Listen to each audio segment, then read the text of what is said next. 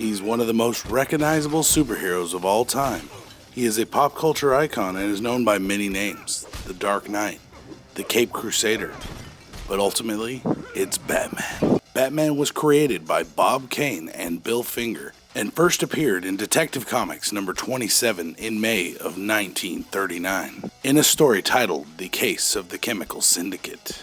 Now, by now, I think just about everybody knows Batman's origin, but guys, we're going to talk about it just a little bit, so let's get into it. When Bruce Wayne was just a boy, he witnessed his parents murdered in front of him. This led him to train his mind and body to perfection. This also led him to don a bat-themed costume to help strike fear in the hearts of his enemies and defend the mean streets of Gotham. Even though Bruce first appeared in Detective Comics 27, we didn't actually get his origin until Detective Comics number 33.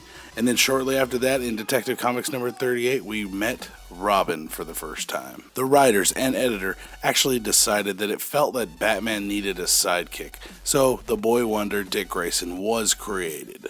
There have been multiple Robins throughout the years, but let's list a few of them. So Dick Grayson, who becomes Nightwing, Jason Todd, who becomes Red Hood, Tim Drake, who becomes Red Robin, Damian Wayne, the son of Batman, and there's also some less mainstream Robins that I still like to count because I enjoy the character very much, and that is Carrie Kelly from Frank Miller's Dark Knight Returns, and Stephanie Brown, who's also known as Spoiler, also was a Batgirl for a short time and dated Tim Drake. By 1940, Batman had grown in popularity so vastly that he got his own recurring title. In the first issue of this recurring title, he was actually introduced to two of his greatest villains of all time. That would be Catwoman and the Joker. But in this story was actually a crazy story because Batman shot and killed a giant monster. Yes, you heard me right. Batman shot and killed someone. Before you freak out, when Batman first was created, he was actually created carrying a pistol with him, but shortly after the creation of the character, the pistol kind of disappeared because writers felt that it just felt wrong having Batman have and use a gun.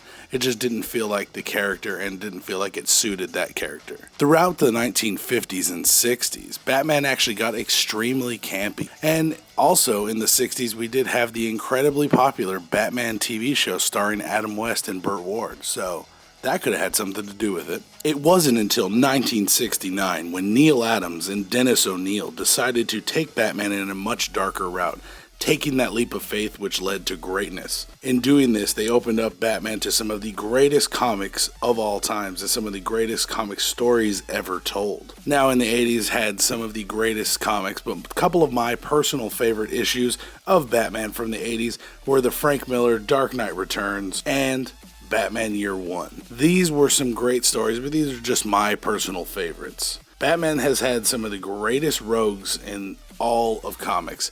He has one of the biggest and most powerful rogue galleries, and also the most known. Just to name a few, the Joker, Two-Face, Mr. Freeze, Catwoman, Poison Ivy, Killer Croc, Ra's al Ghul, Bane, and many, many more. Batman has branched out into all the facets of pop culture. He is also one of the most recognizable characters ever. You show someone the bat symbol in just about any country in the world, and they'll know what it is, and they'll know it's related to, yeah, you guessed it, Batman. Needless to say, Batman is one of the biggest heroes of all time. In popularity all over the world, he is known for many, many different things.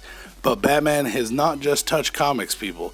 Batman has been part of an animated series. He's also had 9 feature-length blockbuster movies, some more less blockbuster than others. Yeah, I'm talking about you, Batman and Robin. And all of this with no powers. Does anyone realize how freaking epic this is in a world full of these amazing, powerful superheroes?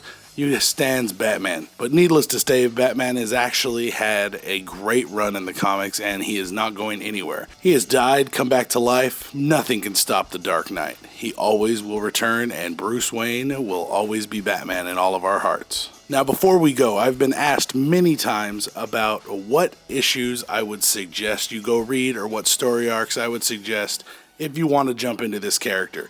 So at the end of every one of these episodes, I will be doing this. So let's get into this one. Batman the Killing Joke, Batman the Long Halloween, Batman Hush, Batman Death in the Family, Batman Death of the Family, Batman Nightfall, Batman Black Mirror, Batman Reborn, Batman in the Court of Owls, and Batman and Son are some of my favorites and some of the best storylines for Batman. There are many, many more, guys, so if I missed any, put them down in the comments down below. What is your favorite Batman story?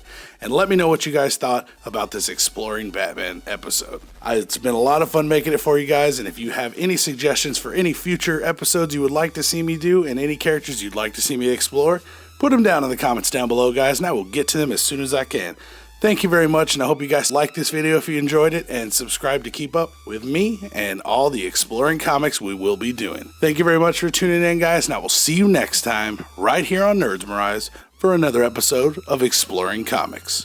Have a good day, guys. Peace out. If you liked the video you just saw, make sure you rate it with that big thumbs up. Make sure you subscribe so you can check out all the other nerdy videos we have just like this one. Also, check out my Patreon account and become a patron if you'd like for access to exclusive content.